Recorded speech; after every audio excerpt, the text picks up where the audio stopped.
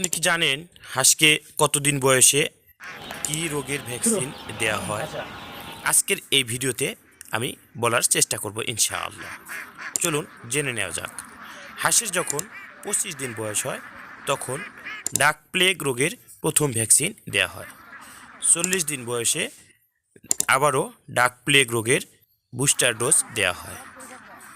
60 দিন বয়সে হাঁসকে ডাক কলেরা রোগের প্রথম ভ্যাকসিন দেওয়া হয়। 75 দিন বয়সে হাঁসকে আবারও ডাক কলেরা রোগের বুস্টার ডোজ দেওয়া হয়। হাঁসের দুটি রোগ হয়, ডাক প্লেগ এবং ডাক কলেরা। এই দুটি রোগের সঠিক সময়ে সঠিক ভ্যাকসিন দেওয়া গেলে এই রোগ থেকে হাঁস শতভাগ নিরাপদ থাকে ইনশাআল্লাহ। দর্শক, মাসলেবি হাঁসের খামার থেকে আপনারা একদিন বয়সী হাঁসের বাচ্চা সংগ্রহ করতে পারেন। এছাড়াও আমাদের কাছে রয়েছে 1 মাস, 2 মাস, 3 মাস, 4 মাস বয়সী খাকি ক্যাম্বেল ও জেন্ডিং জাতের হাঁস। এসব ভ্যাকসিন করা হাঁস দেশের যে কোনো স্থান থেকে আপনি আমাদেরকে অর্ডার করতে পারেন আমাদের স্ক্রিনে দেওয়া এই নাম্বারে।